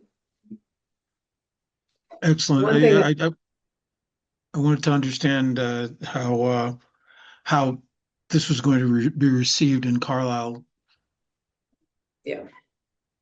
I think another product of these conversations, both Concord and Carlisle, is we need to establish a capital process for for the region, when we're not in the thick of it. So we're hoping to do that, I think, sometime this summer and really develop how it's going to work. So both communities are in agreement. We know how to present it, because that is what we got caught in, a little bit of that, of trying to present it without an agreed upon plan. So. I've set a calendar reminder for Nice. myself, June 29th, to start the scheduling Perfect. process. And Well, yeah. and I think that's been hugely helpful even on the Concord side, because we do a summer meeting with Concord FinCom leadership, and that will continue. So I feel like to move that to have a meeting with Concord leadership and Carlisle leadership Yeah. be really important, especially if talking capital. Yeah, and then we haven't really had the need for it until the last couple of years because we've only had debt service, and that's just, it is what it is. You budget it. It's a specific debt schedule, but it's come up with the amenities building. There was more complexities with that beyond the budget. And now it's come up with this. And the reality is that the FinCom might not agree within themselves. The select board might not, or the FinCom and select board might agree, or the two towns might not agree. And I think we feel like we need representatives, instead of going and presenting something and getting 4 different pieces of feedback. We need to have like a representative from each group at the meeting to come up with like our plan. So when we present, we don't care how we present it, that we'll just meet what our agreed upon guidelines are. But so this year we, floated a method. It didn't, we got some feedback, but it became clear to us that we need that participation and feedback from these groups all together instead of separately. And then just last, I think I said it in February's meeting as well, but I want to thank Bob and Lori for just working with Carlisle and being available to answer questions. It's every year feels unusual in the budget process, but this year feels particularly unusual with so many things going on in that town. Any other questions for Bob before we vote?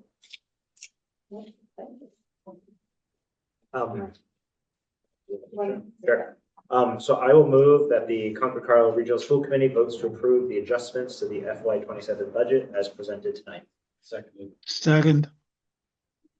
Okay, roll call. Check aye. Oliver, aye. Morano, aye. HRD, aye. Watterson, aye. Williams, aye. All right. Perfect. Okay, I'm just giving everyone a time check. It's 7:34. We're definitely not going to get through everything on our agenda because we will close this meeting up at 7:50. All right, next up is policy. Do we need to reorder anything? We're good. Let's go as quickly as possible. We're going to do our votes first because it's policy and we're just going to keep going. I think we just keep going for now. So we have a second reading of policies. We have 3 policies that we saw at our last meeting. We have GB, EBC, GB, EBC, JIE, sorry, my eyes can't read them, JJE, so I can't even read it in glasses, and KVE. So those are the 3 policies you have. We saw them at our last month. Does anyone have any comments or questions about these policies? Okay, so I would entertain a motion.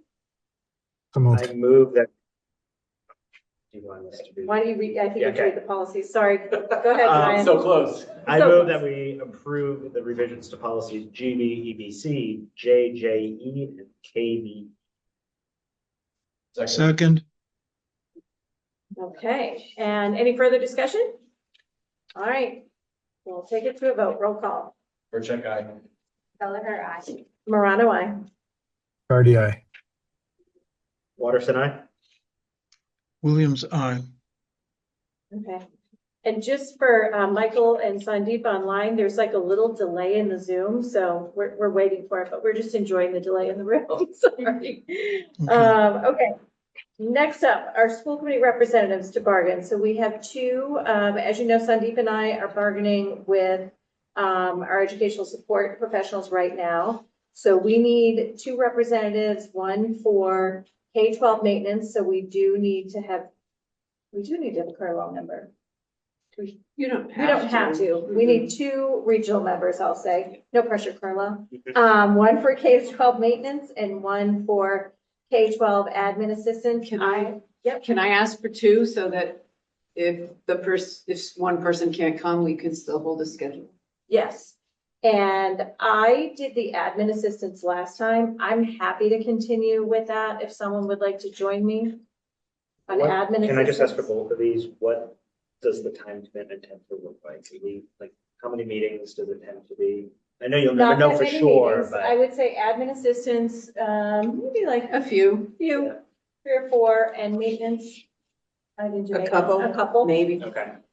And these have to be after their work days. After So the they're workday. generally Late late afternoon. afternoon, middle afternoon. Tracy, I'll do Which one will you do, Andrew? it. Whatever. Okay, Andrew's a volunteer. Anyone else? I'll do one. All right, great. Sandeep and Lynette. Okay. Does Carrie want to do one? We can check with her. I'll check with her after. I'm just because she has a ton of experience. She has a ton of experience. Well, she's gonna roll off. That's gonna be Oh, the she's problem, off, yeah. probably in the middle of it, Okay. because we will reseat Concord at the first meeting after town meeting. Okay. So we probably won't be finished. Yep.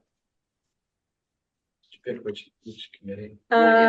We did not pick who wants to do what. Do you guys have any preferences? Okay, so maybe offline, we'll slot people in. I'll do admin assistants only because I did that last time. All right. Thank you. All right, moving on. School committee handbook. This is gonna be really quick. I went to a learning lunch with Alicia Mallon on handbooks. And so we talked about it at our chairs roundtable too. So I am gonna attempt to overhaul our current handbook. We haven't looked at it in, I don't know, 5 years.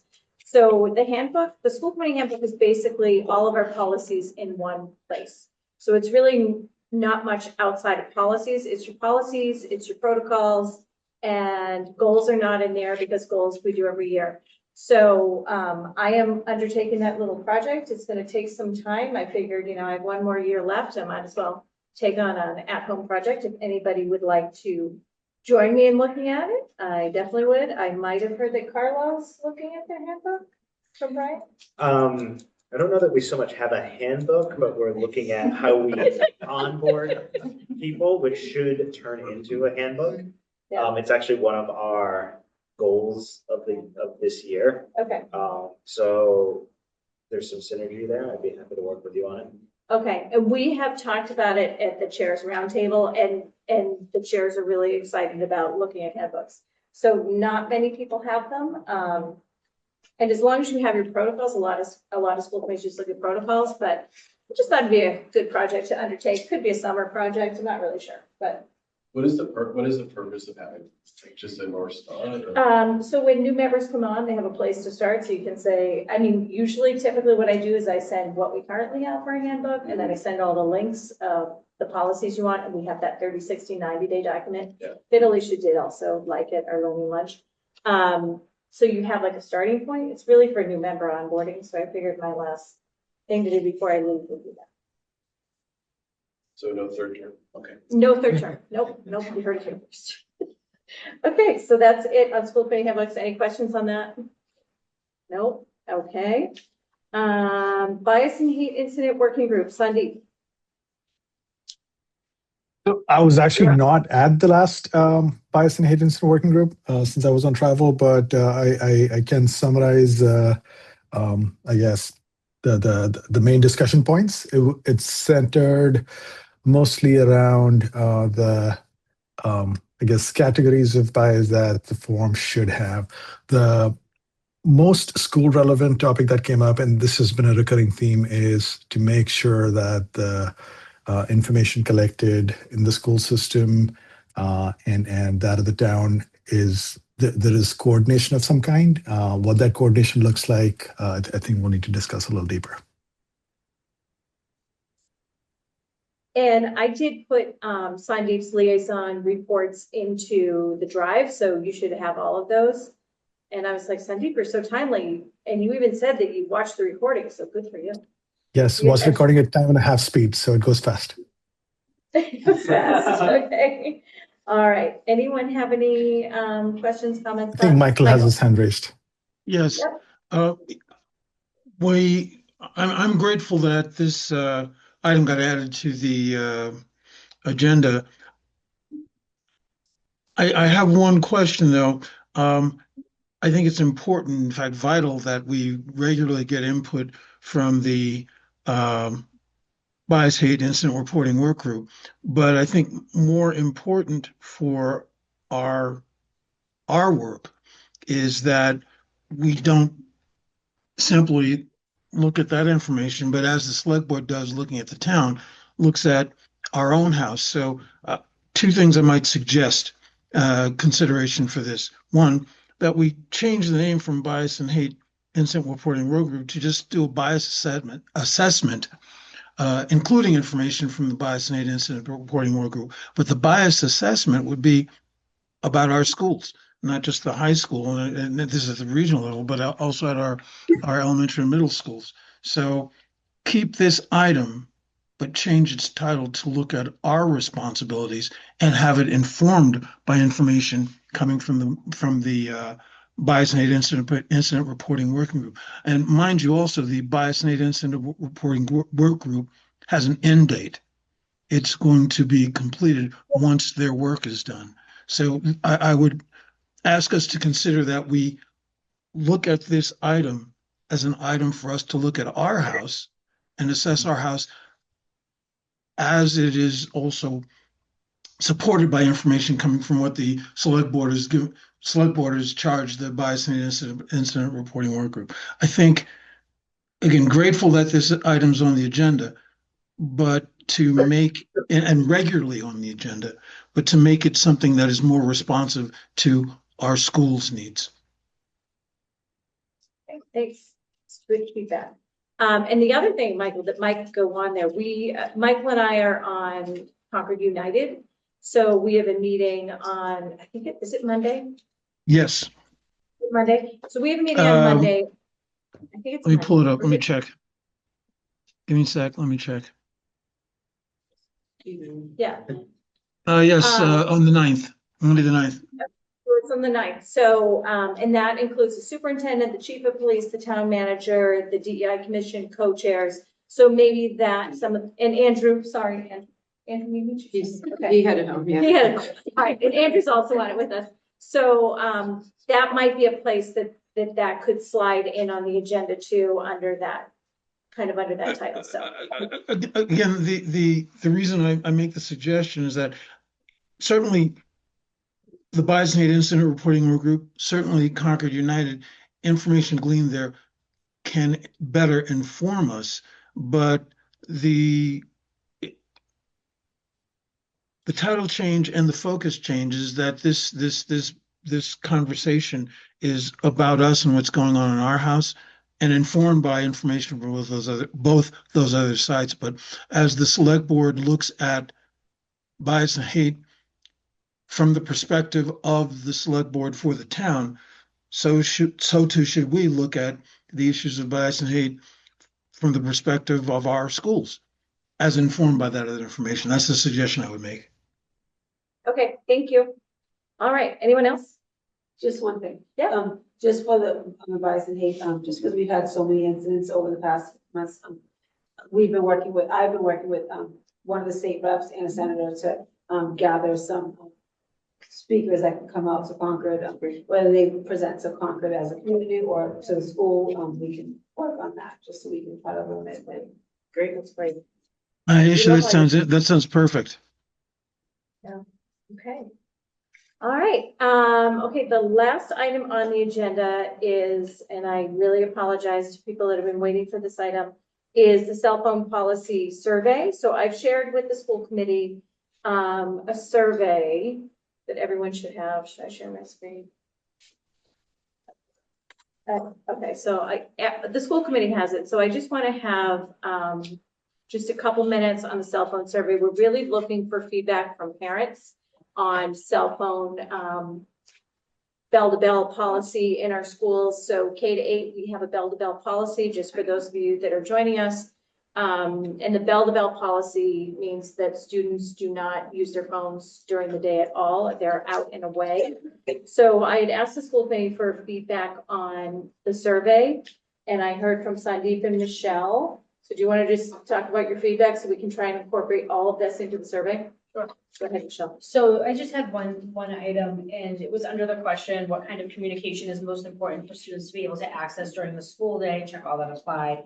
And I felt that we should include one of the options to choose as the apps that the school uses, because I heard Laurie say in the past that the high school students use apps to sign up for things. So maybe adding that as a selection. And do you have a list? There's two basic ones. Okay. So I'll If you get them can to get you. those to us, and then we can include It's that. for FlexBlock and checking it. Yeah, and I think that the tricky part with naming the apps, I think we should name the apps and then put like and others, because as technology changes and things come up. Yeah, Sure. yeah, exactly. So that was a good catch right there. And Sandeep, you had something too? Yeah, my comment was mostly, I think, where you write things like bell-to-bell restriction, what the other options are. I think it'll be good for level setting, for you to just describe what you mean when you say bell-to-bell, what you mean when you say, away and out of sight, or whatever the different options are that we're considering. Because unless you're used to what the CCHS language is, it might be hard to understand what that wording means. And this is as the parent of a middle school or an elementary school, right? I wouldn't know what these mean.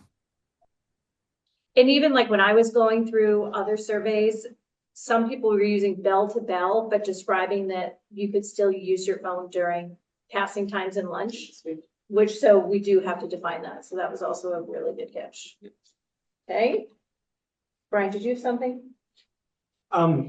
So just one thing as I was going through it is I noticed you had high school parents, and I think it was K-8 parents. I don't have it pulled up, but some of the questions I felt wouldn't apply to K-8 parents because they're not in it yet, and they can't talk about, well, what is actually happening in the high school. Yep.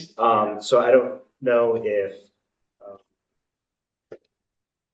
we add logic to the form to redirect people, but I also think as a committee, our focus personally is on the parents who are in the thick of it right now. So I'm even wondering, like, for right now, are we sending it to K to 8 parents or, the groups we need to hear from, and I don't think we've heard from enough, are the teachers, are the students, and are the high school parents. And so I just wonder if we focus the audience a little bit more. Yeah.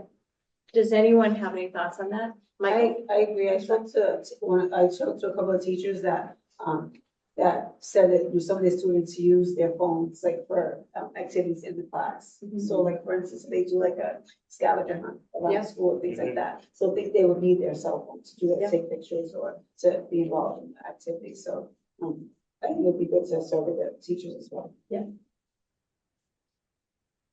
Michael? Yep. Yes, I think adding faculty and staff input to this, I think is important. I have some question though, whether the survey should be just to high school families, but to our school community, because, we could just go to high school families, there are 8th graders that will be a high school family. There are, we should be, I think, to get a widest as possible response, we should be talking to our school community as opposed to just the high school, because actually a quarter of them are going to be gone in a year. So I think to get a robust sense of how our community feels, we should have all we should have dialogue with our entire community, and that's why I think part of this would be the back and forth conversation we have through our coffees. But for this survey, that we should be looking at a wider group than just the high school parents. Secondly, as I look at some of the questions, when you're putting out a survey, you want to try and make certain that the language of your survey doesn't bias people one way or other. And I think question 5 could be bias inducing, in that you're sort of just focusing at the bell to bell. Question 6, rather than looking at bell to bell, and actually I don't have the survey directly up in front of me, I should pull it up. Looking at question 6, rather than looking directly at bell to bell, as Sandeep has suggested, have all the options available, and that would probably require you having a guide of bell to bell, out, off and away and off, are accessible during passing time, the 3 different formats. Yep. Yeah. And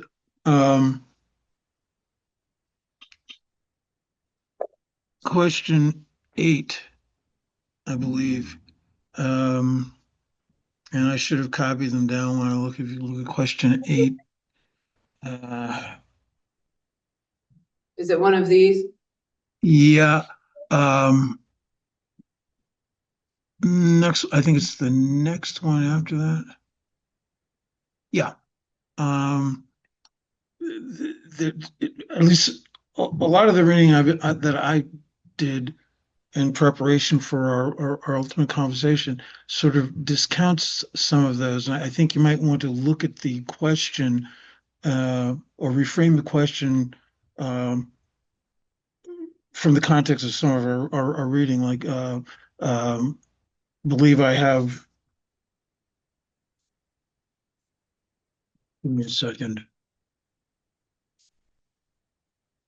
I know the emergency responders, their national organization actually speaks against having access to the students having access to phones in a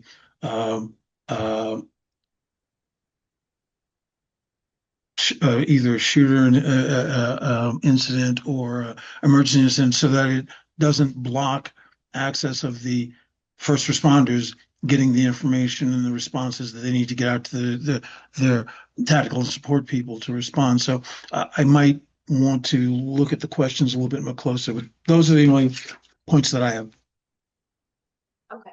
So it sounds like we need a little bit more discussion on the survey. Yeah. And I guess my last thing is should it, I'll ask the question. Do we think this should be anonymous or we should put names on it? I'm concerned Anonymous. that fill it out multiple times, like, I'm not sure, so. That's the Does anyone have any problem, that's thoughts? the problem the select board had with their surveys, is people could fill it out as many times as they want. Right. Yeah. I Especially if think anonymizing makes sense. Sorry. And, But I mean, and we I can do that without, yeah. we can weed out similar sentiments. I think what we need to capture is sentiments instead of just weighing it based on number of responses, right? So, and we'll be able to do that fairly easily if you examine the content of the responses. Okay, so, in light of the time, it's 7:54, and literally we need to be out of this building in 6 minutes or less. I'm gonna put this on our agenda for April. We're gonna further discussion. If you have any feedback or suggestions for questions, you can send it directly to me. So I'm gonna give all of you homework. So any feedback that you have, send it to me and we will discuss that at our April meeting and we'll get the survey in better shape to send it out. I did talk about it at the chairs roundtable too, and the chairs that were in attendance were adamant that we should be getting feedback from our high school principals. They had done that, so I'm gonna ask Lori to get some feedback from the principals on the survey, because the school's gonna be the one that's gonna administer it, and we are welcome to feedback from our administrators. And I'll leave it at that. Does that sound good? Yep. All right, so more to come on that. We do not have time for public comment. If you are watching online and have public comment, or if you're in the room and have public comment and you would like to make it, you can send us an email. We take all email as public comment. So my apologies. We just have a time constraint on the room. So with that, I would entertain a motion to adjourn the meeting. So moved. All right, Second. and roll call. Check I. Kelleher, aye. Morano, aye. Bishardi, aye. Watterson, aye. Williams, aye. All right. Thank everybody that came into Boston, though, to thank them for taking the effort to come in, again, showing the connection between our communities. Appreciate that. All right, thank you all. Yeah.